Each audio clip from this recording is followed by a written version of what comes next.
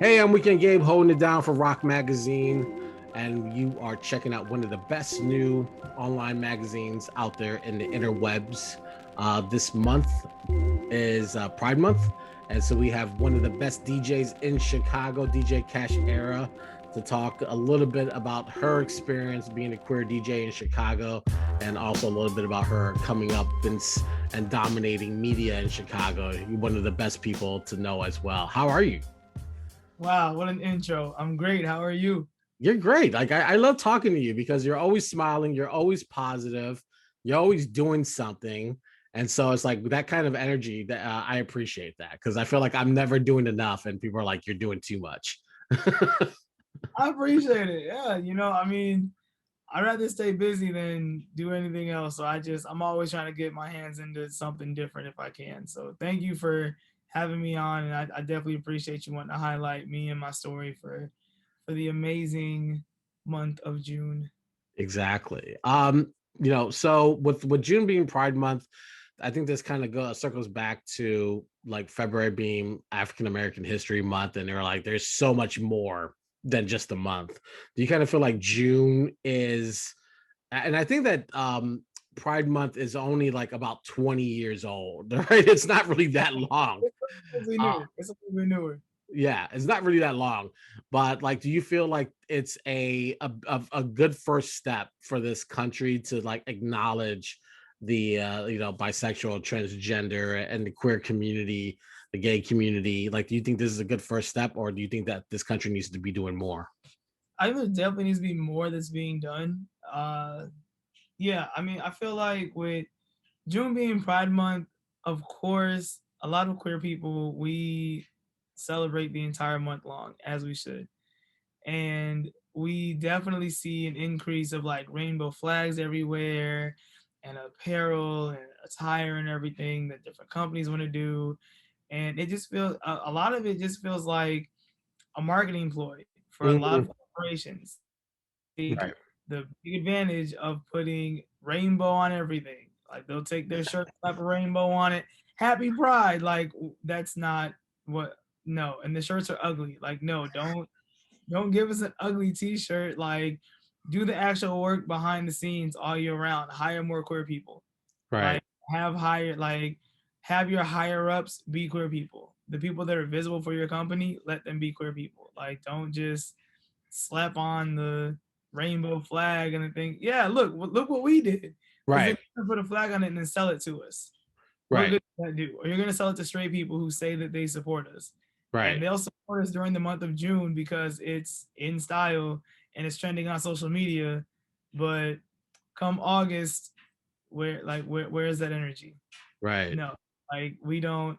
For me, it's not like I'm just super gay during the month of June, and then July I'm like a moderate gay. Like no, I'm just gay all year round. Like, it makes no sense to me. So I think it's important to have Pride Month. Every city has a different month that they celebrate. I believe Atlanta's is like September, October.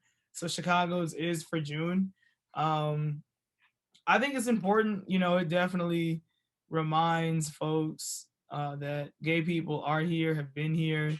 Right. Uh, I just really hope that during the month of June, people are taking the time to educate themselves on the history of Pride Month and on the history of gay people and what queer folks have done in history and what we continue to do today as continue to be pioneers. Yeah. So I think it's a double-edged sword. It has its good and it has its not bad, but just kind of like, do we need this? Like this, we can skip this part of the Pride Month. That's how I feel. Yeah. I agree though that either corporations or businesses, but those who have the loudest bullhorns, it's kind of like what I feel now with like Black Lives Matters. It's like it's convenient to now say Black Lives Matters because like everything that's happened in the last year. But leading up to that, it was a very like quiet, like, oh yeah, Black Lives Matter, but it Yeah. wasn't loud. But now it feels like kind of what you were saying with Pride Month, like it's trending, it's popular, it's cool, it's acceptable. Now we can, wave our flags in support. and that's great. I like no one's gonna turn down support, but that support needs to also cross into July 1 after the month is Right. over and keep that same energy going.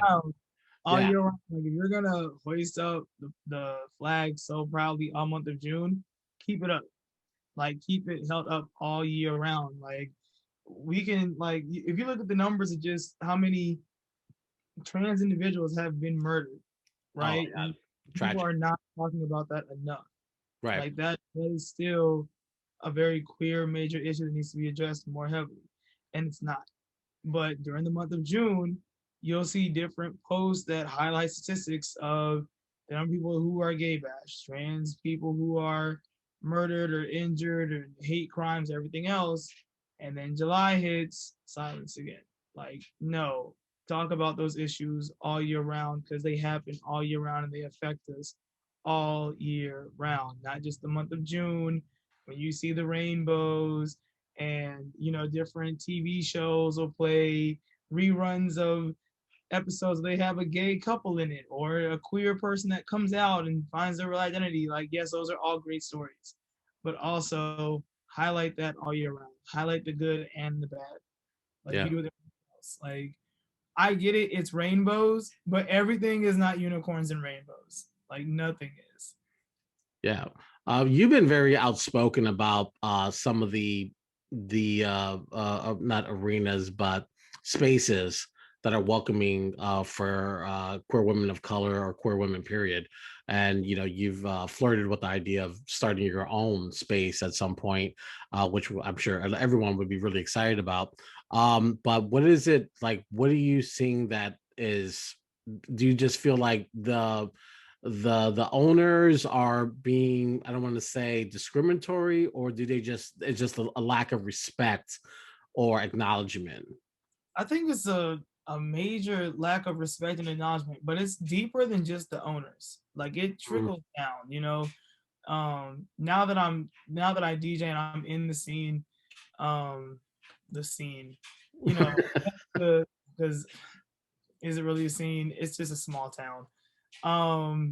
It trickles down to the promoters. Like I would say between the promoters and the so-called gatekeepers and the owners, like they are just it's like a trifecta, and all three of them are just not getting it whatsoever. And I'm still dealing with it even in 2021. I don't get it, and I have slowed on calling people out only because it's like, does it matter? Like if I call this person out, does it really, really matter? Probably not. They're gonna keep on doing the same thing they've been doing.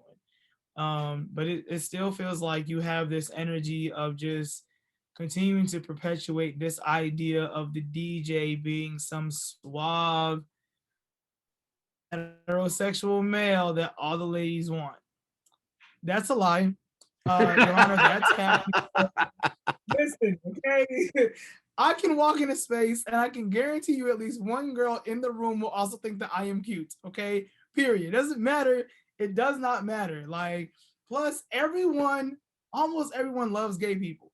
Like almost every single person loves gay people. We make the party 10 times better. That's why if you go to Boys Town, you will always see women out there, straight women celebrating their bachelorette party. Why? Because why do you want to party with straight people? They're boring. Okay, to anyone that's straight watching, I'm sorry. Y'all don't party like gay people do. We party way better. We have more fun. You can go to the club and see a drag queen. What will I see at a straight club? None of that. I will never. We like to spice it up a little bit, okay? We give you entertainment. We give you good music. We give you dancing. Straight clubs give you high drinks and men that are creepy. That is it. Nobody want like no nobody ever woke up and was like, wow, I want to go out tonight. I know what I want. I want to pay a lot of money for one drink, and I want to see a whole bunch of weird guys trying to talk to all the girls in the corner. That's what I want. No one thinks that. What you get? Like, exactly what you get at some of these high-end clubs. Like, And a lot of those clubs, it's like the high-end clubs. That's where it's happening at, where you have to dress to impress and you're forced to wear clothes abiding to a certain dress code. And I feel like that within itself already in a lot of ways can be very misogynistic, gender biased, and homophobic. I've been turned down from even entering a club. This is before I even started DJing because I was dressed to the male standard of the dress code.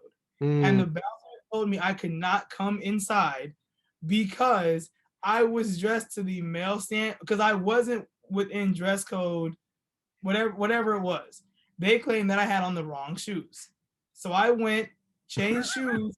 Literally, when I tell you I walked up next to a guy, we were in the exact same outfit. Dark wash jeans, button down top, and like some platform gym shoes. Exact same outfit. He got to walk right in. And they stopped me at the door saying I couldn't get in because I was dressed to the male standard of the dress code. I was like, so first you say the dress code was wrong. I dressed just like that guy, and now I can't because I'm dressed to the male standard. They were like, yeah, because your ID says you're female. You need to be dressed to the female standard. Wow. And the female standard was you had to wear heels, dress, whatever have you. I'm like, I don't wear that type of stuff. Nor should any space ever tell someone what to wear or how they should wear or how appear. That's clearly discriminatory. Very discriminatory. You know, I went vocal about it on social media and everything, and I feel like a lot of those clubs are in the right, River East. Yes, River East, River North area. Absolutely. Catch me in Pilsen, no dress code.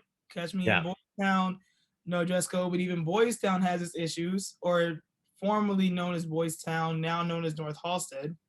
Like North Halsted has been known to have different venues that are very racist, where they are not open to having Black people spinning in the establishments. They've also been known to be very much so male-centered, specifically white male-centered, to where most venues you went into had a white male DJing or just had a male DJing. There weren't many women DJing whatsoever on the strip. Like before I started spinning on the strip myself, the only DJ that I knew was a woman that was DJing was DJ Laura B at Hydrate because she was doing the drag shows.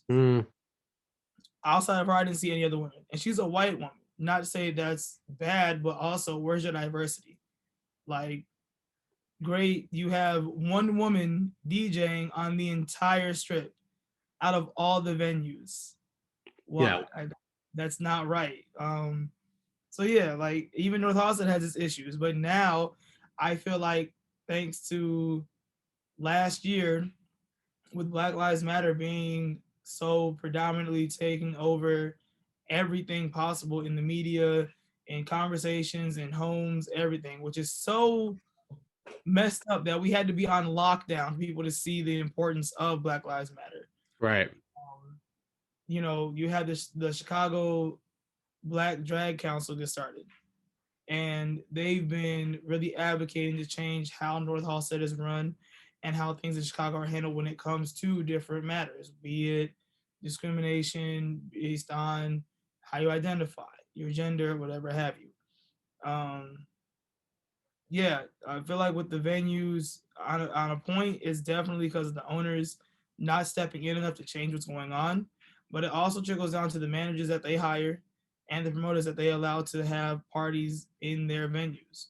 A lot of your clubs, they hire a promoter, tell them, you know, these are your nights, pack it out.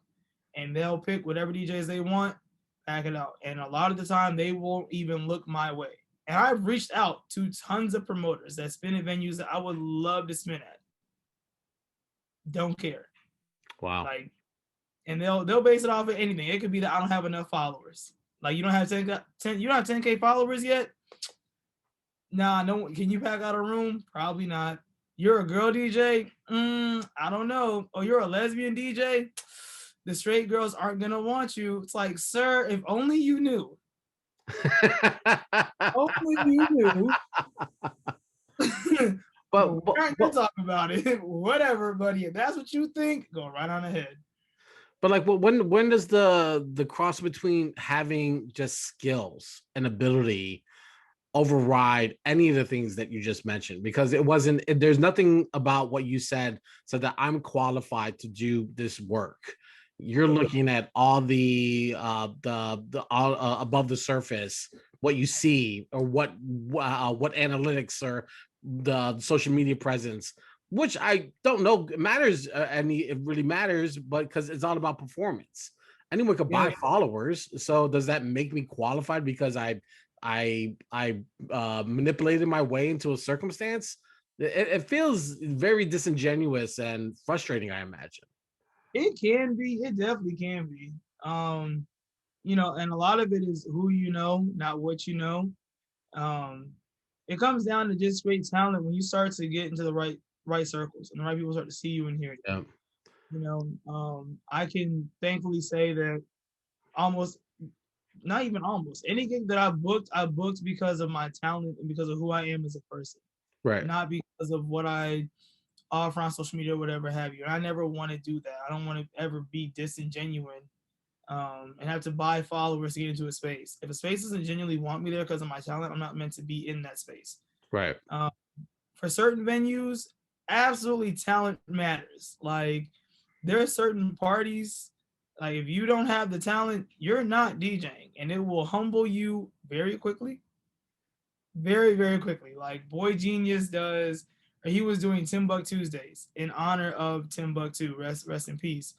And it was like you knew with it being for Timbuktu, you need to be able to spin Right. your ass off, and if you can't, you're out of there. I think it's all about finding your lane, and that's with any city. Any city. It's just about navigating and finding people who are going to uplift you and support you beyond just the surface level bullshit. Like they're really going to see you for you and want to see you succeed. Um, and that just comes down to just constantly persevering. I definitely get tired of it. I've had the days where like I just cry because I just get annoyed. And it's Yeah. not like tears of sadness, it's tears of frustration. Like I'm busting my ass and it feels like the people that I'm trying to get to see me are not seeing me. But when you have talent, it shows. Right. I have to remind myself of that. Like it's okay to get frustrated and feel down about yourself, but just you have to keep going. Like do not stop. So it's definitely a thing of just finding different spaces. Like if this space tells you no for whatever random reason, go somewhere else. You're gonna find the space and spaces that see you for you, recognize your talent and your potential and your worth, and they will absolutely uplift you and support you in doing so. Yeah, yeah. You speaking about the resistance or the pushback as part of being a queer woman of color. Does that obviously that makes you go harder because what you were saying is like don't give up, keep pushing forward, even if it's frustrating or challenging. Well, how do you find the energy to keep going and doing that and just because I can imagine that you know they always say like you can hear 99 no's, but it's always that one yes. But that 99 no, those 99 no's I know sting. Yeah. they hurt because with the first like 1 through 10 no's, it's like all right, whatever. And then as you keep getting no and no and no, it's like, damn, like is it me? Like, am I not like what am I doing wrong? And Right. I always stop and ask myself, like, what am I doing wrong? What am I not doing that I need to be doing? All these things, and earlier this year, I started to compare myself to other DJs, and my friend Karma would ask me like, "Who's doing what you want to be doing? Like, what is it that they're doing that you're not doing yet?" And I would list off like some of the smallest shit, and then she would ask me, "Okay, now who is that person?" And I'd say, "Oh, well, he's this guy and he does X, Y, and Z." She's like, "Okay, you're comparing yourself to a straight man. Y'all are not on even playing fields." And that's honestly what it is. Like I have to literally look at who is around me and the people that I get compared to and grouped in with, and they're all male DJs. They're Mhm. typically all male DJs. They're all straight male DJs, and 9 times out of 10, they're the attractive, suave looking DJ. To where, like, you're right, we're not on evil playing fields whatsoever. They're a man, already up by one. They're straight, already up by two. Like, yeah, we are not on even playing fields. What keeps me going the most is my determination to prove people wrong. Mm. When I was growing up, there there's one phrase, the moment you say it to me, you get added to my shit list so quickly. And it's the simple phrase of saying, you ain't never gonna be shit. And the Wow. moment I hear that, it's like, oh, okay, watch this. And I add that to the list. I literally can name off the 6 people. It's 6 people who have ever said that phrase to me.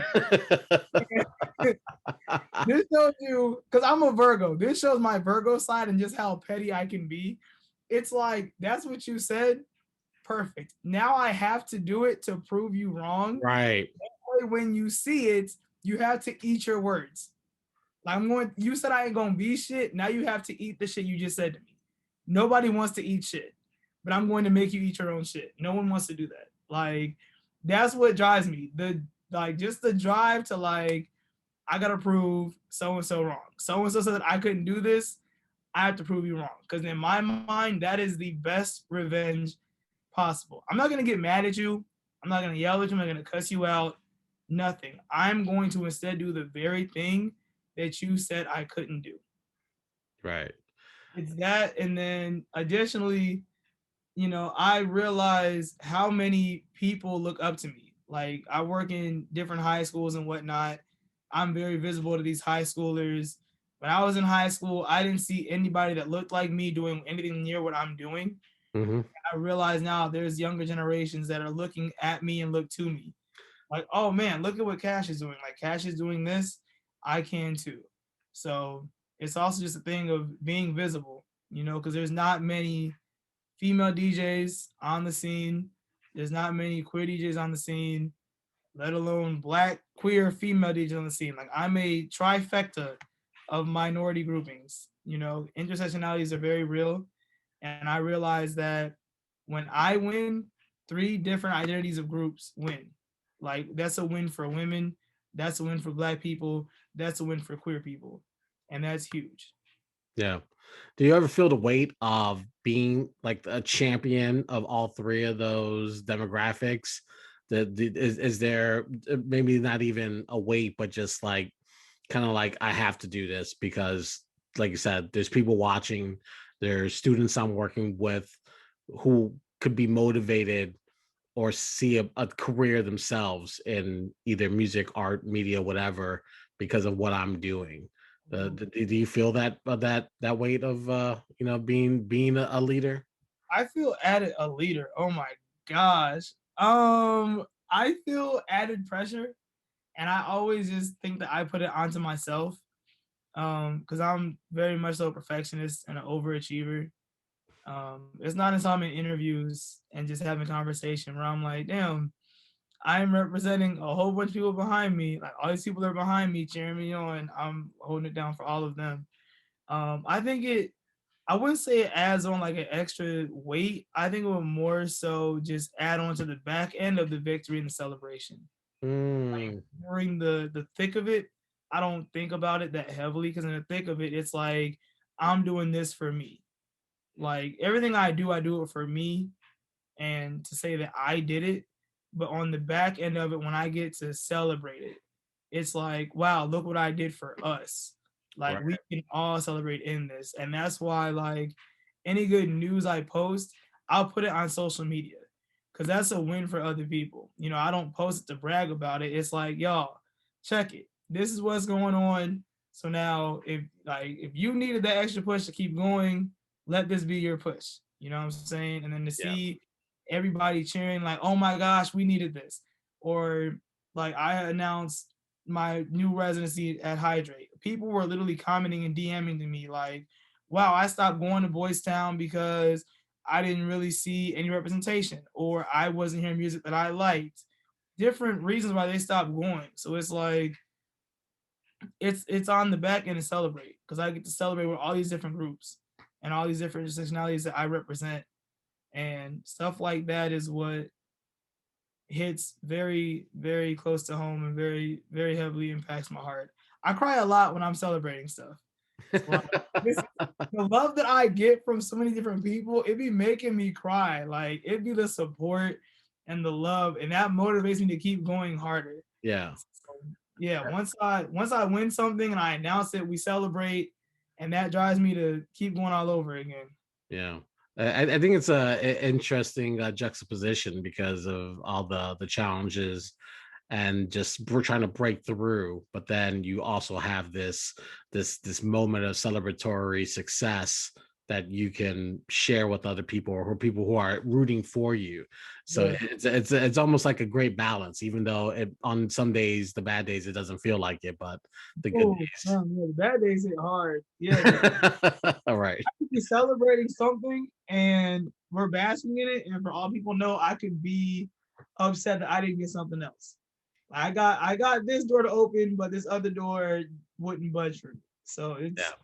it's about balance. You know, I try to keep myself calm and cool headed and just constantly work. If I'm not working, I don't know what I'd be doing. And yeah, for me, it's just always about pushing the envelope and trying to reach a new height and do something different and new that I didn't know I could do or never thought about doing. And Yeah. it's just always about challenging myself to just keep growing. 'Cause I feel like once you stop growing and challenging yourself is when you start to get old. And I never want to get old. Indeed. DJCashera every week on Wednesday. She leads Wind Down Wednesdays on Twitch TV. So please go check it out. The wonderful just moment to just listen to music. Also, you're just a great personality as well. The chat space is always popping and blowing up. So you're not alone. Hey, true. I'm also every Thursday night. You can catch me at Hydrate now. There you go. By the one and only Chloe Coulee. You are everywhere. You are like bootleg DVDs and CDs. You are in these streets. You are everywhere. In these streets, like socks over on 87th. Okay, I'll be out here. Exactly. If you're on the red line, you can get socks. Right. If you're south side, you're on the red line. You know what I'm talking about. You know the vibes. On the red line out south. Okay, you already know what it is. I appreciate you joining us here on Rock Magazine to talk about your story. We appreciate it so much. Happy Pride Month, and please keep us posted on anything else you're working on. We'd love to keep talking. Absolutely. Thank you so much. Happy Pride, everybody. Cool. Thank you so much.